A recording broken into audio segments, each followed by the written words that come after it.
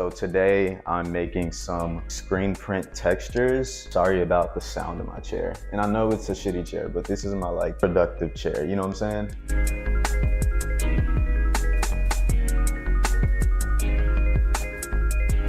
Yo, what's good? I'm Swoop Nebula, and this is my work area. This is where I do all of my design stuff. Got my desk over here. I'm working on designing some assets, so I thought it would be cool to kind of take you guys behind the scenes of what it looks like when I'm making assets, or I'm kind of doing anything design related. So today I'm making some screen print textures.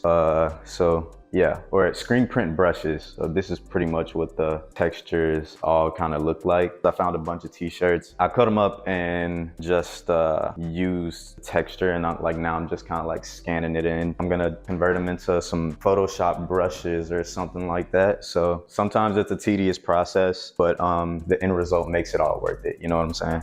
I'm just gonna scan some of these textures in. Sorry about the sound of my chair. And I know it's a chair, but this is my productive chair. You know what I'm saying? There's another texture.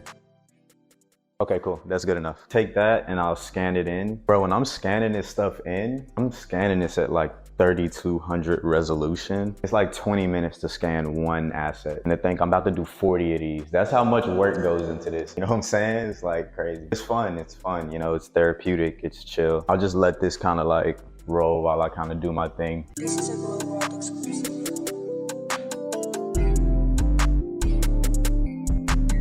So I got through a bunch of them. I just have a few left, but I won't bore y'all with the rest of that process. I think y'all pretty much get the gist of it, you know what I mean? Okay, so now let's bring all of these textures over into Photoshop, and I'm gonna show you guys how to make a brush out of these scanned textures.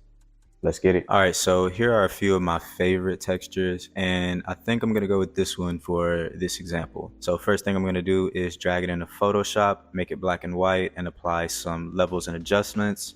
I'm gonna remove it from the background and then convert it to a smart object. I'm gonna apply some levels so that the cracks in between that texture really pop. And then I'm gonna go in and select those dark values and apply a color range to it, because that's what I want here. Once I do that, I'm gonna create a new layer and then do a solid color fill and make that fill completely black. Once I do that, I can get rid of that smart object that we made, and I'm gonna convert this into a raster image.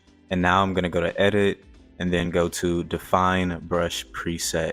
So just name your brush from here, and yeah, now we have our brush. So let's go test it out. I'm gonna scroll all the way down, and at the very bottom you should see your brush preset. On your graphic, apply a quick mask, and making sure that your color swatches are in black and white. You want to make sure the brush is in black so that it's subtracting from the quick mask, and just go in and just kind of draw on that quick mask with the texture that you just created, and you should see that plastisol texture effect kind of showing through on your graphic.